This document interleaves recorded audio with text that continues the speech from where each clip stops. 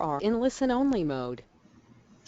Hi everyone, this is Sarah Butler with Faith Trust Institute. I want to welcome you to today's webinar presentation, What to Do When a Registered Sex Offender Comes to Your Congregation. I'll introduce our presenter in just a moment, but first I want to go over a few technical details with you. First of all, you should be able to hear me as well as see the technical information slide on your screen. If you're having problems with the sound, please make sure that your headset or speakers are plugged in and that your volume is turned up. If you're having other technical problems, I recommend that you exit the webinar, return to the link in your email, and then try to reconnect that way. Everyone in the audience is muted throughout the presentation. If you have questions or comments, you can submit them to me at any time using the question feature on the right side of your screen. If you don't see the question box, click on the small orange arrow, which should be at the top right of your screen, and that will expand the feature options. We'd love to hear from you, so please feel free to submit those questions at any time. I'll hold on to them until the question and answer session after the presentation. We should have about 15 minutes to get to as many questions as possible. The slides you see on your screen during the presentation will be sent to you later this afternoon as a PDF, so you'll have them as a resource. And lastly, we're recording this webinar to make it available for those who can't attend the live presentation, so we welcome those who may be listening to the recording. We want to thank the United Methodist Women for sponsoring today's presentation. They're sponsoring a series in 2015 as part of their domestic violence awareness campaign. The United Methodist Women's mission is to provide opportunities to grow spiritually, equip women and girls to be leaders, provide transformative educational experiences, organize for growth and flexibility, work for justice through service and advocacy. Please visit unitedmethodistwomen.org to read about all the great work that they're doing, and we thank them so much for their partnership. Our presenter today is Reverend Dr. Kathleen McCallie. She is the director of the Doctor of Ministry programs and an assistant professor of ministerial leadership and ethics at Phillips Theological Seminary in Tulsa, Oklahoma. She was the founding pastor at the Church of the Open Arms UCC in Oklahoma City, where she served for 16 years. Kathy's presentation today is based upon her personal experience working with her church as they work to address the complex questions raised by a registered sex offender who wished to join their congregation. We're delighted she's offered to share her insights and resources with us today. And just as a reminder, audience members, if you have questions, please submit them anytime using the question box. And Kathy, I'm going to turn it over to you now. Are you there? Yes, thanks, Sarah. I too want to share my thanks with the United Methodist Women and the Faith Trust Institute, as well as all of our participants for this important conversation today. So I'll begin by sharing my own experience in pastoral leadership with this issue, and then at the end of that time I'll review some policy recommendations and open it up for questions. A few years ago I was serving as a pastor in a congregation, and a beloved man who was a leader and member of our church came to me and said that he had a friend who's on the sex offender registry who wanted to attend our church. Our church member said he had known this guy for over 6 years, and he was convinced that the man had good recovery and would be a very low risk. So I took the name of the friend who was on the sex offender registry, and I called him that night. As I listened to the story, I felt a longing to extend reconciliation and unconditional love to him as a member of our church community. But at the same time, I knew that our congregation's first priority was to maintain safety for all, especially the children and the most vulnerable members of our congregation. As we talked, this offender described his crime, his incarceration, his treatment, and the guidelines and accountability he maintained to stay in recovery and to stay compliant with all the requirements of his parole. I asked him to write out his story, including those guidelines. A few days later, he emailed that information to me along with contact information for his parole officer, as well as documents verifying what he had told me. I asked his permission to share all of that information with some leaders of the church, explaining that we would have to discuss these issues in order to make a decision about his attendance. He did give permission to share his story. I told him we would need to develop a policy not just for him personally, but for anyone on the sex offender registry. And I explained that we already had a safe sanctuary policy ensuring that children and youth are never alone with any adult in our church building under any circumstance, but that additional restrictions would have to be in place if we welcomed him. To be honest, my first reaction was to naively assume that our congregation would welcome him. Every Sunday morning, our worship leader began our service by stating these words of extravagant welcome. No matter who you are or where you are on life's journey, you are welcome here. That affirmation of unconditional love and hospitality was a core value in the congregation. My own vocational journey had been profoundly grounded in compassion for outcasts, and I wanted there to be a way for this guy to find the faith community he was seeking. What I learned through the process of discernment with the congregation was that I needed to deepen and complicate my own theological notions of forgiveness and what is required for reconciliation. As it happened, it took several months of complicated discernment before our congregation reached a decision about his request to attend. Within a few days of those initial conversations, I sent his letter to the executive team of our church, the staff leadership team, as well as our associate pastor and youth pastor, urging extreme confidentiality about some of the details for a few days while we figured out how to proceed. I also sent communication to the chairperson of our education team and to all of the parents and grandparents who regularly brought kids to our church. I did not include the name of the offender or all the details of his crime to that second group of people at that time. I said we needed to come up with a policy that would apply to anyone on the sex offender registry who wanted to attend our church. Very quickly, passionate and articulate email responses began circulating. We set a meeting time for parents and others to discuss this issue. Our staff and leadership spent hours seeking resources, reading, and researching best practices for moving forward. The Faith Trust Institute and some national denominational staff were extremely helpful. We began collecting samples of policies from other churches that have provisions for a person on the sex offender registry to attend.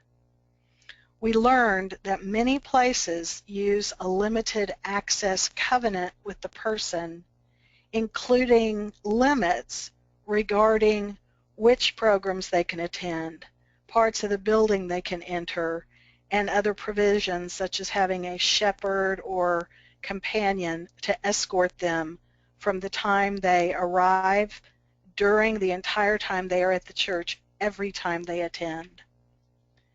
We learned that disclosing the name of the offender and details of the crime to all the congregation who wanted that information is recommended as a best practice. Our congregation had a history of very open discussion and transparency in decision making. I had been the pastor at that church for more than 15 years, so the congregation generally had a high level of trust with me.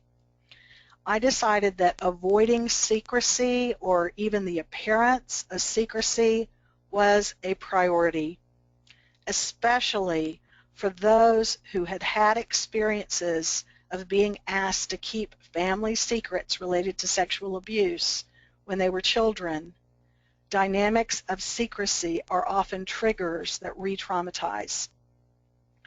Realizing this, I sent a letter to the entire congregation explaining the process for making this decision and announcing a series of listening and discernment sessions open to all with concerns. At those discernment sessions, we followed a carefully structured process, and the guidelines for the process are available as a resource with this webinar. In later weeks, 4 more meetings like the first one were conducted, but on a Saturday morning we held the first of the 5 listening and discernment sessions, and 42 people attended that first meeting. Over the course of those meetings, I was surprised at the unusually high percentage of women and men who shared their own experience of surviving child sexual abuse. Even the conversation about allowing an offender to attend our church was extremely traumatic for some of these people. At the beginning of the meetings, 2 passionate groups emerged with opposing desires. There were those who prioritized children's ministry and advocacy for survivors of abuse. We had a robust, growing children's program that we had worked hard to develop over the years, and this first group thought that we could not accommodate the registered sex offender, but we could help him find another church. On the other hand, there were those who adamantly insisted that we must welcome the offender because of our value of unconditional love and acceptance. In both of these groups, there were lesbian, gay, bisexual, and transgender members who had only returned to faith in recent years. Some of them had experienced direct rejection and shunning from family and previous congregations and needed to know whether all were truly welcome or not.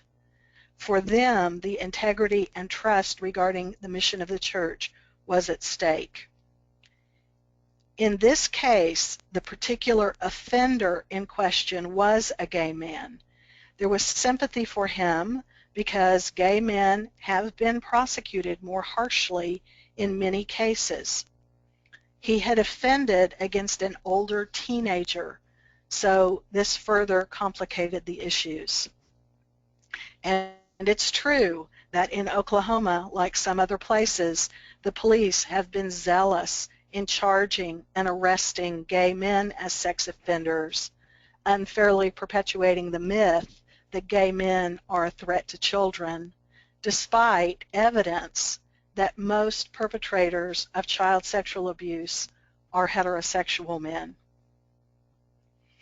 We began to research the various levels developed to rank the severity of sex offenders and the likelihood of them offending again. We learned that the labels, level 1, level 2, and level 3, vary dramatically from state to state. We learned about the distinction between offenders whose crimes were labeled as aggravated versus those labeled habitual, as well as the distinction between opportunistic versus fixated offenders. For example, a person who had a fixated sexual attraction to young children or is a habitual offender is much more likely to re-offend than most other sex offenders and should be categorized as a level 3 risk. However, the parole officer and other officials we talked to told us that in Oklahoma, for the first years these ranking levels were used, literally every convicted sex offender was given a level 3. Once that level is assigned, the offender is in that category for life. To this day, men who offend against other men or boys tend to be given higher risk levels than men who offend against women or girls. The injustice in the implementation of the system is a concern that distorted the enforcement of the Sex Offender Registry. Advocacy for gay, lesbian, bisexual, and transgender persons was one important part of the mission of our congregation, so all of this added another layer to our discernment process. We learned that there is a vast spectrum of different types of crimes committed by those who are registered sex offenders. For all these reasons, some people tended to sympathize with this particular offender whom they had never met. On the other hand, there were those who identified this offender they had never met with someone who had harmed them as children. Survivors of child sexual abuse, including some gay men in the congregation, began courageously sharing stories of that abuse. In some cases, they had never shared those stories before. Some of the survivors were adamant that even discussing this topic was so painful that they might need to leave the congregation. Some of these members made it clear that they would simply be unable to feel safe and continue attending if the offender was welcomed. There were also a few parents of young children who felt that way. To some extent, the structured listening sessions provided pathways for each of these polarized groups to consider the other side with compassion and care. I have to admit that I myself, along with others, became more patient with the discernment process through these meetings. It was a sacred journey to go through the process of becoming less sure about whether or not we should allow a registered sex offender to attend the church. Thanks to the generous sharing of some survivors of childhood sexual abuse, I began to comprehend more fully that the urge to forgive a perpetrator can seem like taking sides against the survivor of abuse. Too often in our society, we cover up, minimalize, and silence the voices of survivors. We risk recreating the dynamic of making space for the perpetrator at the expense of the one who's being abused. If we avoid talking about abuse, if we avoid paying the emotional and practical cost of maintaining safe space, if we rush to fix the conflict between the perpetrator and the survivor, we may be choosing consciously or unconsciously to stand with the perpetrator rather than the survivor. Not only that, but true healing and reconciliation for the registered sex offender or perpetrator requires that they face and experience the full consequences of their actions. I learned from Dr. Marie Fortune that in her work with offenders, some of them have encouraged her to tell congregations not to forgive them too quickly. This deeper, richer complexity of the theological questions related to forgiveness and reconciliation continue to be learning opportunities from this journey. I decided to include information about these questions facing our church in my sermon after a general letter had gone to all the members and the listening sessions had begun. It was clear that no quick, easy solution would be found. As a congregation, we needed multiple opportunities and time to process information, share feelings, and listen to concerns before making a decision. I continued to keep in touch by phone with the man who wanted to attend, updating him about our process. I was surprised and impressed to see how patiently and respectfully he awaited our decision. Our church held several meetings of leaders to discuss how to structure and conduct a healthy process for facing this decision. And furthermore, we continued opportunities for meetings to discuss and share feelings as well as information. I spoke on the phone with the parole officer of the individual who was requesting to attend. This parole officer confirmed the story the man had shared with me and discussed ways to continue getting information in the future about his compliance with parole and his recovery. The offender would have to take polygraph tests at regular intervals and continue a monitored program for maintaining recovery. He had completed a 2-year treatment program for sex offenders already. Our congregation also held 2 different sessions for members to sit together and watch a webinar by Dr. Marie Fortune with suggestions for policy regarding a request for someone on the Sex Offender Registry to attend. And I encouraged every person concerned about this matter to listen to that webinar. In addition to that, I began planning some book studies on resources recommended through our denomination to help churches in healing trauma and harm from childhood sexual abuse. We contacted the Faith Trust Institute and arranged for a phone consultation with Dr. Marie Fortune.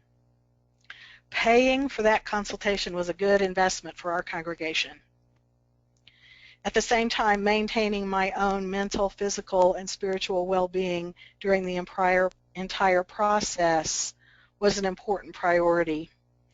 I've long been convinced that all congregational leaders need to check in with professional therapists to sort out intersections of our personal issues with congregational dynamics. Therapy sessions were essential for me during this process. The whole question raised anxiety and re-traumatized a high number of individuals. Some parents in our church reached a decision that they would not return with their kids under any circumstance if a registered sex offender was allowed to attend. On the other hand, others in the church strongly identified with the outcast experience of the sex offender and urged forgiveness and inclusion. As a pastor and as a person of faith, I felt torn. I have no doubt that God loves every person equally, regardless of any evil we commit. I also believe that there's no sin that is unforgivable. My whole faith is based in the belief that change is possible with God. At the same time, I would not compromise the commitment to protect community where survivors of sexual abuse can feel safe regardless of the consequences. I became convinced that forgiveness and reconciliation require a more textured accountability and process of amends than I had realized. I had no doubt that this man should be welcomed in some church, but I became unsure about whether our church could be that place. As I talked with clergy colleagues around town, I learned that some other congregations in our city had policies in place that would welcome him and view this as part of their ministry. Our question was whether our church should welcome him and what consequences we were willing to accept if we did that. Wrestling with this experience caused me to think in new ways about our claim of extravagant welcome and hospitality. I prayerfully reflected on these questions.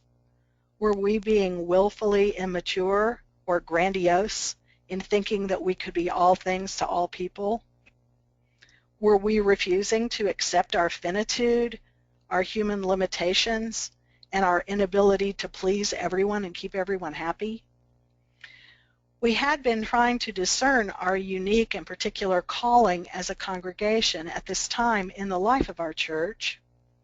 Maybe we had to face a tragic choice and an inability to avoid consequences, including inevitable loss of one type or another.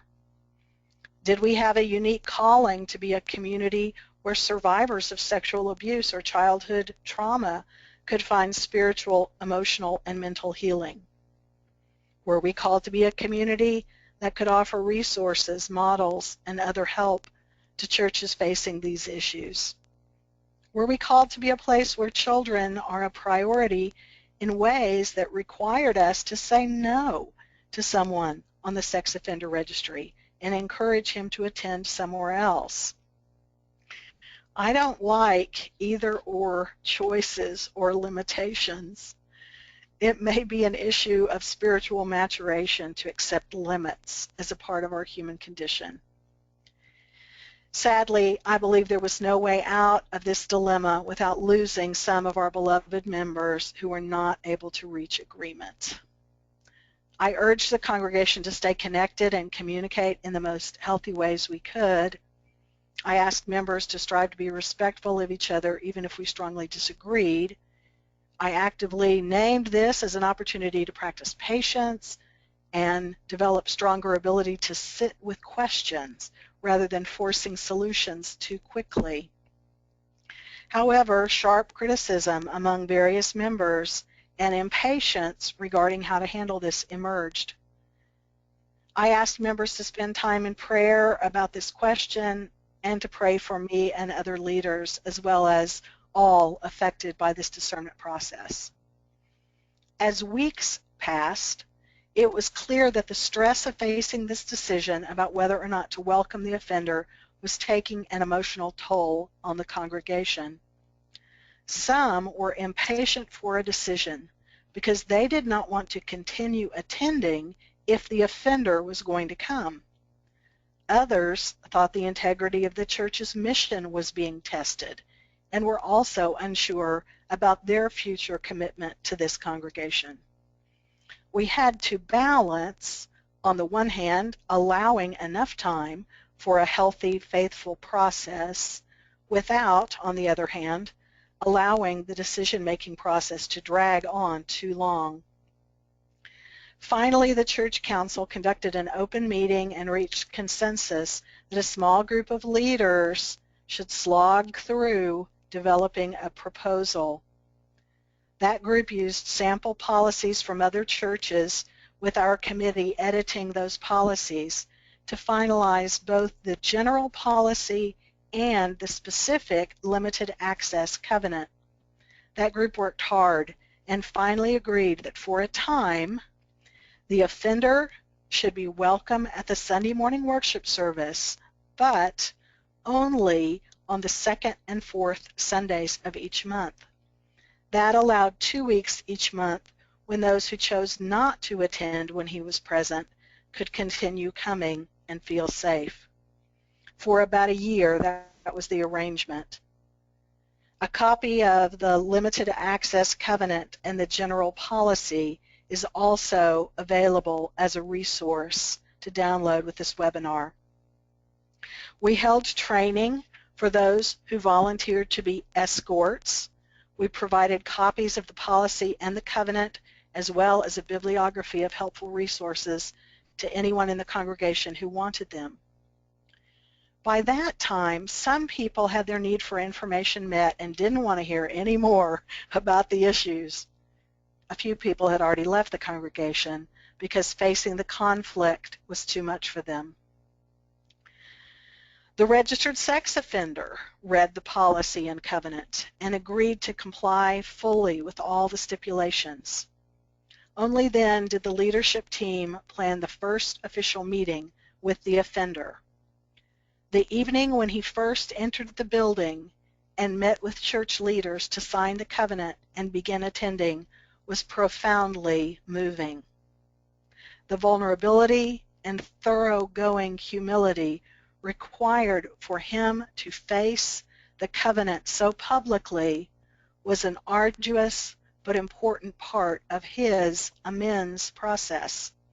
This allowed him to demonstrate sincere recovery and commitment to accountability systems to avoid future offenses.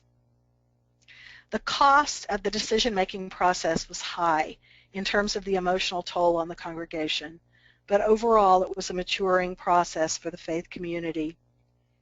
Before long, one beloved family with young children who had been pillars in our church's children's program left to join another congregation.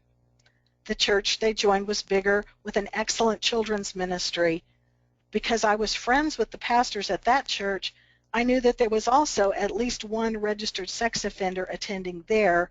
However, At that church, the leadership had chosen not to share the information with the congregation at large. Only a small number of church leaders knew about the offender attending. Among my clergy colleagues, the most common approach seemed to be informing only a small number of leaders and allowing an offender to attend. Sadly, in that same city later that same year, a public scandal resulted at one of those faith communities when rumors arose through social media that a registered sex offender was attending, and the church leadership had been keeping that confidential. Some members of that congregation felt betrayed and trust was compromised, not just because the offender was attending, but because there was a lack of transparency about it. Ironically, even before the open discussion about the question of allowing a registered sex offender to attend began in our congregation, I had been providing pastoral care for a member of our congregation who was undergoing legal proceedings because he was charged with a crime that could have resulted in him ending up on the sex offender registry.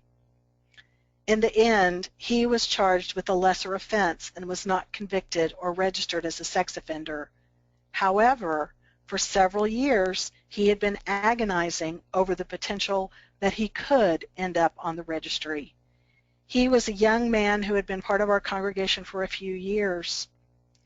I listened to his fears about the potential consequences of public scandal, family rejection, inability to get housing or employment, loss of friends and family support, and his own existential and spiritual sorrow over having victimized another person. Of course, he was in therapy with a professional counselor. I was only serving as his pastor and spiritual support during those years when his legal hearings approached.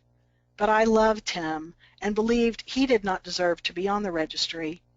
His experience was completely confidential, and no one else in the congregation knew that he was facing these charges. Reflecting back over the process, I realized that the support I assumed he would have from his friends in the congregation might not be as clear as I had thought.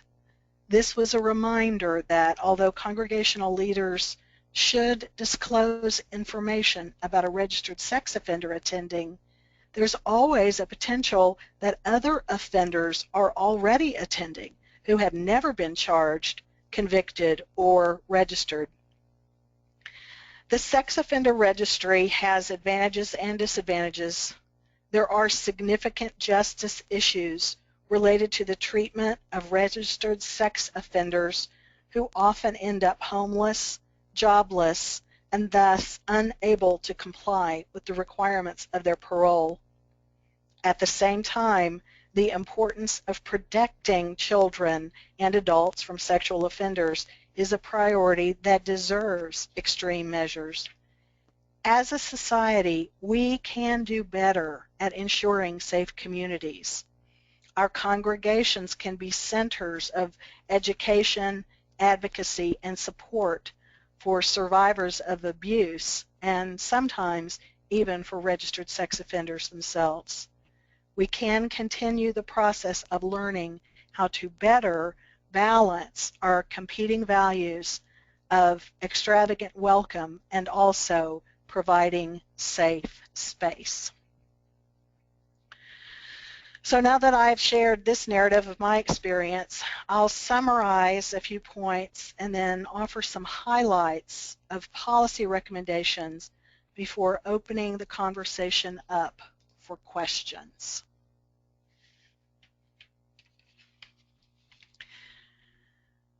We look at issues of forgiveness, remembering not to rush too quickly, urging people to forgive the offender before a thorough amends process has taken place. As Marie Fortune said, there's no need to demonize the abuser, but it is imperative that we call that person to accountability. the courage and justice that this requires is an opportunity for growth in our congregations as well. So, what we need. I think we need something like universal precautions. Our safe sanctuary, our safe church policies must be strong enough to protect children and adults from abuse, not just by sex offenders who are registered, but by other persons who may be attending our congregation. The offender that we don't know about is more of a threat than the registered sex offender we do know about. Our church found helpful a book by Deborah Hafner that included this quotation: "The person who is sexually interested in children whom no one knows is a much greater risk to children than the sex offender we know about." So my suggestion is don't wait until a registered sex offender wants to attend your congregation. We've got to face our denial and avoidance. We acknowledge that often people in our churches don't want to hear about this, don't want to think about this. Often people come to church wanting to be comforted, not faced with some of the hardest issues in our society. But if we go ahead and craft a policy, a general policy, before a registered offender wants to attend, then people will be thinking more clearly than they would be under the stress of knowing that an actual registered sex offender wants to come. So the process will be more calm and thoughtful without that added stress. Also, we need to recognize that many of the people who are sex offenders offend when they themselves are teenagers and are abused by someone they already know. In a high number of cases, children who experience sexual abuse experience that at the hands of someone they know, and oftentimes a family member or extended family member. So we need to remember that there are many families in our congregations who may be keeping secrets about abuse that they were a part of or that they experienced as children. And furthermore, studies show that treatment for people who sexually abuse children can reduce the likelihood that they will reoffend. So rather than further isolating or stigmatizing a sex offender, making a way for them to be attached in a safe and limited way to a congregation can help keep our communities safer. And finally, I want to underline this point that 50% of those who sexually abuse children are under the age of 18 themselves, as well as the point that many cases of sexual abuse are never reported to the authorities. So, some highlights of policy recommendations. Churches need to adopt a general policy. And then, when a specific offender wants to attend, a specific covenant tailored to the details of that offender's crime and background should be developed. So there are two things every church needs: the general policy, and if a registered sex offender is actually attending, a limited access agreement or covenant with that offender. There also has to be some kind of mechanism for implementing or upholding the policy. It's not enough to just pass a policy. There have to be regular opportunities for the congregation to know about the policy and to have people trained as escorts or those responsible for implementing the policy. Some things that the general policy needs to include. The general policy on sex offenders attending needs to ensure that safety and security is the first priority. It needs to limit contact with children, youth, and survivors of abuse. It needs to have a regular review process. It's important to have normal, regular, ongoing programming of the church include at least annual education programs on sexual abuse and sexual assault. Policies need to have a commitment to transparency. They need to provide for the creation of a response team, and that needs to be reviewed to make sure that that response team is up and working. There need to be opportunities for how to assess a particular offender and create specific covenants of limited access for the individual. And there need to be quarterly compliance reviews with the offender, at least quarterly. The escort program needs to be kept up to date. It needs to report to the church governing body on a regular basis. There need to be ways for the response team to evaluate the offender and maintain ongoing communication with parole officers or others that are a part of the recovery. And there need to also be reasons in a general policy to allow for provision to exclude a specific sex offender if there is an offender who cannot be safely accommodated. All of those things should be part of the general policy, and then the limited access agreement is needed as well. So finally, I just want to say that I believe it is the responsibility of the clergy to educate ourselves about our congregations, to educate ourselves and our congregations about sexual abuse and sexual assault. Ongoing education and informational sessions are a way of communicating both openness and also vigilance in maintaining safe, healthy communities.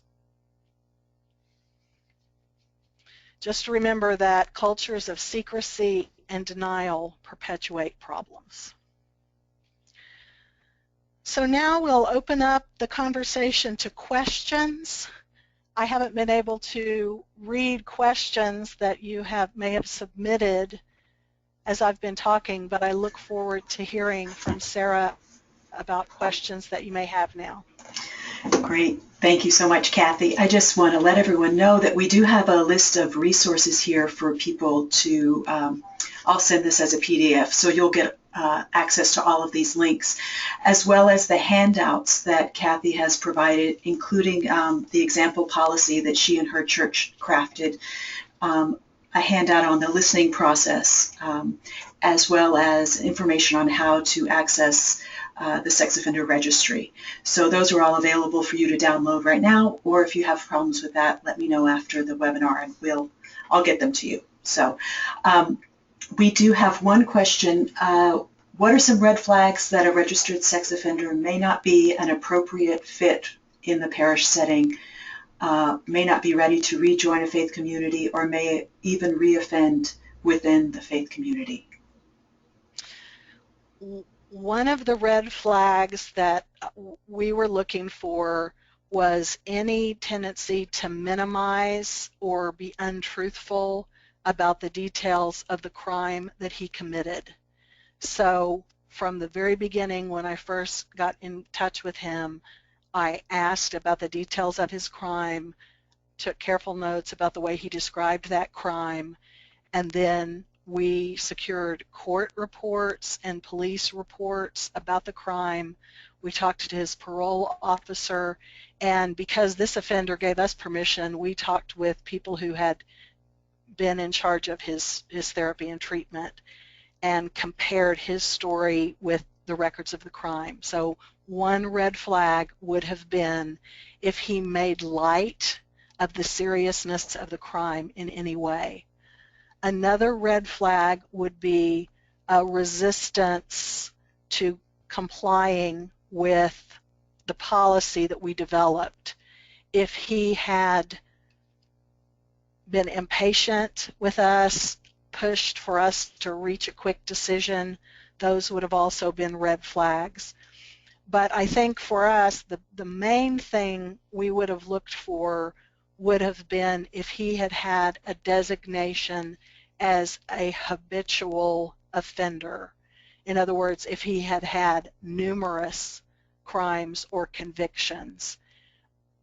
That was not the case with this offender.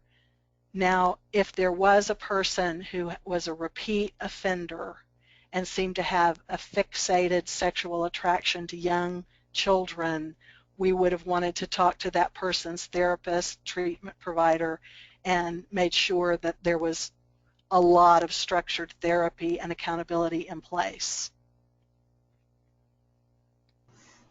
Okay, great, thank you. One more question. Wondering about if any legal advice was sought in the process, especially in crafting the policy. Yes, that's a great question. So I'm a part of the United Church of Christ, and we share our pension and insurance program with the Presbyterian Church USA and also the Disciples of Christ. So our pension board has legal specialists through our insurance program that also address issues of what to do when a registered sex offender attends. And I'm sure that many denominations have those kinds of resources through church insurance programs. We did consult with our national insurance providers about this kind of question, and we wrestled with this because especially the members, the church leadership and members of the response team had some legal liability, but more importantly, I mean, we felt a strong just ethical and spiritual responsibility that if we were imposing a risk on the congregation that, you know, God forbid anybody should be harmed because we had allowed someone to attend, that was something we surely wanted to avoid in any way that we could. But I think most denominations or networks must have some kind of provision through insurance that would provide some kind of legal counsel. And we happen to have one person who is an attorney on our response team who also did some more research about that. And there is some insurance coverage even for churches that allow a registered sex offender to attend, but that would be in very circumscribed cases when you have a policy in place and you're following the policy very carefully, and even in those cases the liability coverage is limited. Yeah, I think that this is an issue that more and more congregations are facing, and so I think there are many more resources available now than there used to be. And Kathy has actually gathered a lot of them together, so you'll have links that you can follow through with after the presentation. Kathy, I had a question. For the people who were members of your congregation during this process, they were obviously well informed and educated. What about people who came to the congregation after things had kind of settled, the process was in place? Did you have a policy for how to educate new people in the congregation about this? Yes. One of the things that we decided we need to do was have regular parents meetings, and not just parents but also grandparents who brought children to church. So anyone who brought children or youth to church was invited to regular meetings, and those covered other kinds of topics as well. They weren't just about this, but this kind of information was to be shared. I mean, this was part of the provision that at regular meetings parents would be informed. Also, we had a packet of information for first-time visitors who brought children or youth about the children's programming, and information about the Safe Church policy generally was available in that packet. Great. Yeah, so one more question for you. This person says, there was a sex offender who came to our congregation and said that he was innocent, unjustly convicted. Does this change any of the recommendations you've made? I do think that is a red flag. and a congregation would need to do a good bit of research to try and confirm that story. On the other hand, with our culture of high incarceration and the concern and fear that surrounds this issue, I would not be surprised if there are wrongfully convicted people on the sex offender registry. So this is one of those balancing things.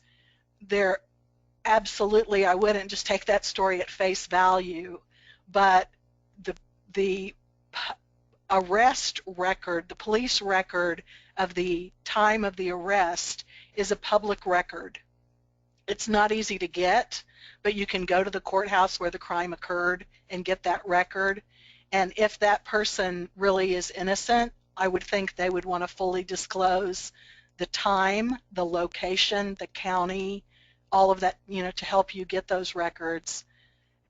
Furthermore, there would be, if there was incarceration in prison, there would be treatment providers in prison. I mean, there would be people who could give other accounts to check that out. So as I shared, I do think there are people who are wrongfully convicted and unfairly given higher levels of risk category than they should. So, I mean, that's part of the problem with the sex offender registry is it's hard not to read some of these cases and acknowledge that there's such a wide array. You can be on the sex offender registry for indecent exposure, prostitution. There's a case in the papers here right now of an 18-year-old who raped a 15-year-old. The 15-year-old did not claim that it was rape. But she was 15-year-old, so she wasn't old enough to give informed consent. So that 18-year-old will be on the sex offender registry for life. So, and I don't want to minimalize, I mean, maybe he should be, but I'm just saying there are a lot of really complicated questions about the sex offender registry that we need to keep looking at. Okay, Kathy, just to make things a little bit more complicated, we have a question. This person had the experience of dealing with a pastor who was a registered sex offender, and she wonders if you would still counsel using the same procedures. Absolutely, yes. This is one of the great benefits of our systems of denominations or church networks. There are some churches where there's not really a process of accountability about who can be a pastor, but for connectional systems and networked systems, it's hard to believe that there would be a registered sex offender who would be hired at a church or appointed to a church without denominational leadership informing the congregation of that. So, I mean, I'd be curious to know if that was public knowledge about that pastor. But yes, absolutely. I think the transparency is essential. I think that also speaks to, having really broad safe church policies in place, doing background checks, all of that is very important. So one more question for you. For a church that's been approached by an offender, what would you recommend as the first and second steps to starting the process? I think the first step is to get all the information from that offender you can get, including ways to verify the story. And then the second step, it probably depends on how decisions are made in the congregation. Every church has a different leadership structure and so forth. But I think bringing together key leaders and beginning up to discern with key leaders what kind of process your church should go through would be the second step. First step, get all the information you can get from the offender. Second step, meet with key leaders and plan a way forward. Wonderful. So Kathy, we're getting towards the end of our time. I wonder if you have any final words that you would like to leave us with before we start wrapping up here? Sure, just a couple of things. Number one, remember the offender you don't know about is a greater risk than the one you know about. Don't wait until an offender wants to come. Go ahead and act as if you already have an offender attending. Make sure you have a strong, safe church policy, and include regular programming about sexual abuse and sexual assault. Excellent advice for everybody. So I want to thank you, Kathy, for providing this information. It's been very useful. And I want to remind everyone that we have resources available for you. There are handouts here that you can download. And I want to thank the United Methodist Women for sponsoring today's presentation. When you close the webinar this afternoon, if you would just take a few moments to fill out the survey, we'd be very grateful for your insights and feedback, suggestions about future webinar topics. You can also view our upcoming webinars on our website at faithtrustinstitute.org. Our next webinar is on September 30th, Power and Control, Understanding How Faith Can Play a Role in Intimate Partner Violence. And that will be Reverend Dr. Marie Fortune leading that presentation. So this concludes today's presentation. I hope that this was useful to you and your congregations. And Kathy, thank you so much for joining us and sharing your experience. And I'll send the presentation slides to you later this afternoon. Thank you so much. Have a good day. Bye-bye.